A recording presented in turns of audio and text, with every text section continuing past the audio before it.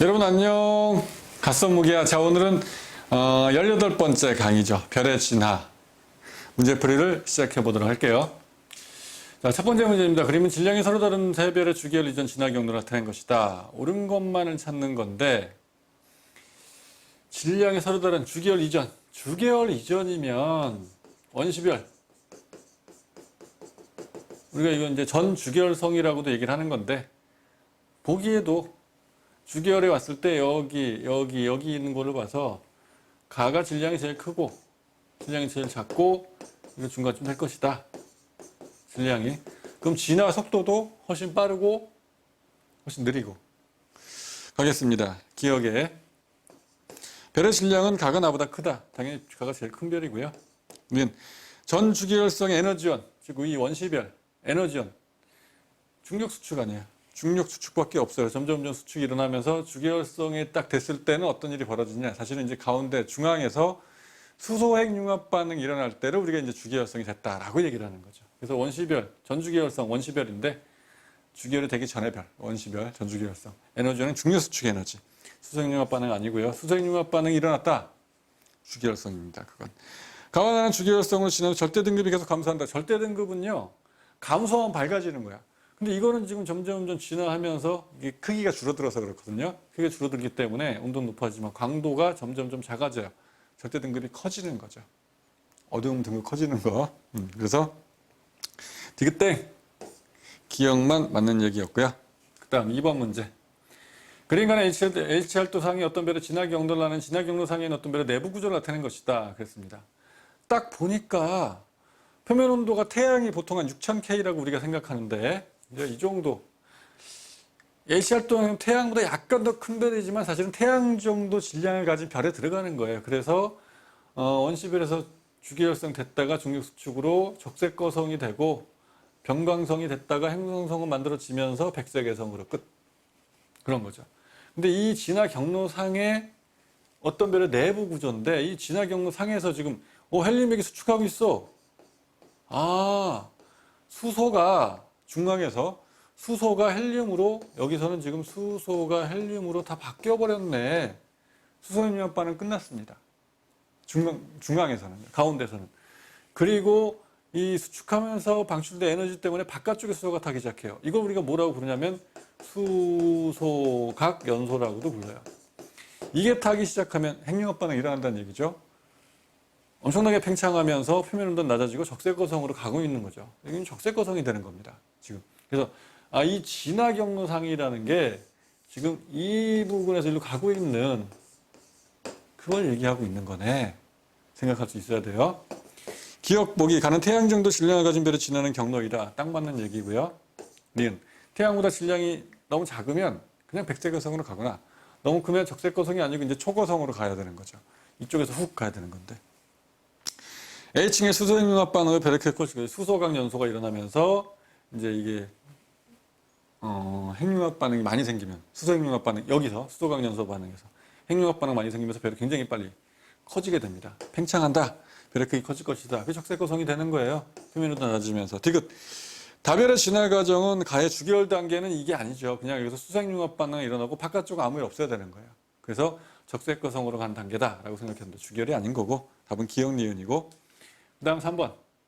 그림과 나는 질량이 다른 두 별 A와 B의 진화 경로 일부를 주기열 이전과 이후로 나누어 H활동이 나타나는 것이고 그 다음에 이제 솔라럭스인데요. 태양 광도이다. 이건 태양의 광도를 타는 거예요. 저게 1이면 태양이랑 광도가 똑같은 거다.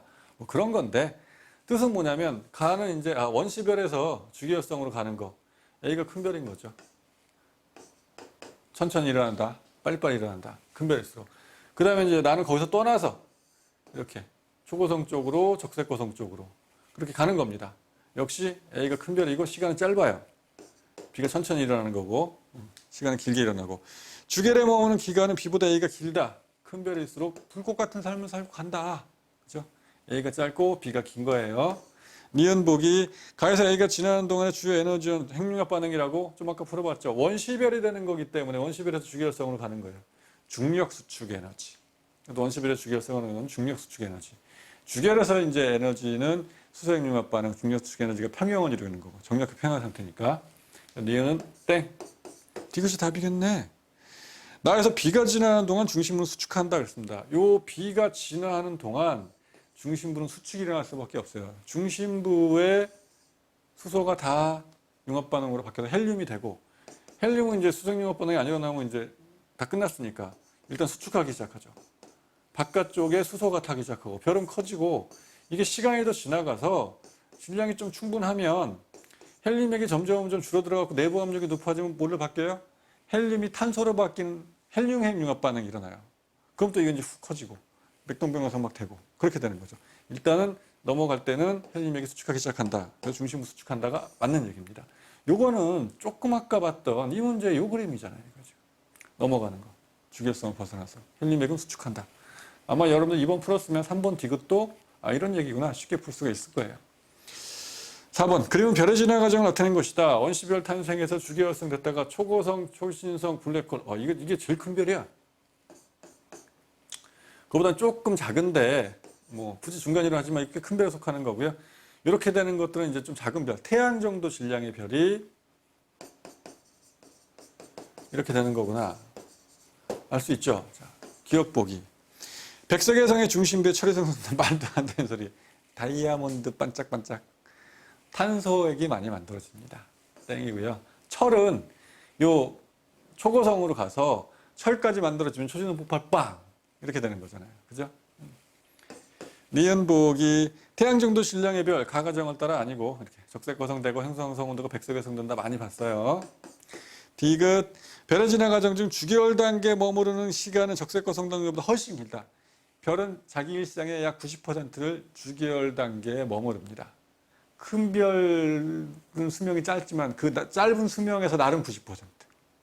작은 별 수명이 길지만 긴 수명 중에서 90%. 알겠죠? 그래서 일생의 대부분은 주기열 단계에 머무른다. 적색거성 단계가 훨씬 길어요. 훨씬. 90%인데. 됐고요. 그 다음 문제 보겠습니다. 그림과 나는 질량이 서로 다른 별의 진화 과정을 나타낸 것이다. AC 단계에 대한 설명으로 옳은 것만을 보기에서 있는 대로 고른 것은 자, 질량이 서로 다르다는데 보니까 전시별, 주기활성, 적색거성, 행성성은 백색외성 되잖아요. 사실 태양 질량의 8배 이하, 태양 정도 질량을 가진 별 이렇게 되는 건데 초고성, 초신성, 폭발, 중성자별 태양 질량의 8배에서 25배 사이 이 큰 별이죠. 나가 큰 별이네. 자, 기억, 가에서 중심부의 온도는 A보다 B일 때 높다 그랬습니다.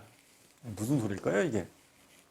가에서 중심별의 온도 원시별은 중력 수축을 하고 있는 거고 중력 수축해서 점점 줄어들면서 온도가 높아져서 수색융합 반응이 일어나면 팽창하는 힘 때문에 정력합하는 상태가 되잖아요. 중심부의 온도는 아직 수색융합 반응이 일어나지 않는 원시별보다는 중심 핵에서 이제 수색융합 반응이 일어나는 B 단계가 더 높은 거죠. 그래서 A보다 B일 때 높다. 맞는 얘기고 니은 보기 별이 B에 머무르는 기간은 가보다 나가 길다 그랬습니다. 별이 주기활성에 머무르는 기간 물론 자기 일생이 90%긴 하지만 좀 전에 우리 문제도 풀어봤잖아요. 이게 좀 작은 별이기 때문에 가가 더 길어야 돼요. 그죠? 큰 별은 짧습니다. 그래서 가보다 나가 길다. 나가 큰 별이라고 짧다고. 디귿 C에서 철보다 무거운 원소가 생성될 수 있다 그랬어요. 초신성 폭발이 일어났을 때 맞는 얘기죠. 이런 별들은 이제 초고성이 되고 초고성의 맨 끝 단계에 갔을 때 철까지 만들어져요. 철까지 만들어지고 그 다음에 빵 터져요. 터져서 그 폭발력으로 뿜어져 나가면서 그때 철보다 무거운 원소들이 만들어지는 금이라든가 은이라든가 초신성 폭발이 있을 때 철보다 무거운 원소가 만들어진다. 맞는 얘기. 6번 봅니다. 그러면 주기활성 AB가 적색거성 A, B로 진화해가는 이 프라임이죠. A 프라임, B 프라임으로 진화해가는 경로로 H 합동이 나타낸 것이다. 그랬는데 물론 당연히 A가 큰 주기활성이고 B가 작은 주기활성이에요. 큰 주기활성이 대장이야. 질량 크고 광도 크고 온도 높고 밝기도 밝고 수명은 짧다. 그죠? 크기 크고 갑니다. A가 A 프라임으로 진화하는데 걸리는 시간은 B가 B 프라임 진화하는 시간보다 짧다가 되죠. 짧다. 큰 별일수록 빨리빨리 진화한다. 짧다가 돼야 되고요. 색지수는 A가 B보다 작다 그랬습니다. 색지수. 고온인 별일수록 색지수가 작은 거예요. 그럼 A, B 중에는 A가 더 고온이잖아. 색지수가 작은 게 맞죠. 이응 맞고 디귿. 질량은 A가 B보다 커야지. 큰 주기활성인데 이쪽에 있는데 큰 주기활성이죠. B가 작은 주기활성이고 땡. 답은 니은이 맞는 얘기입니다. 어때요?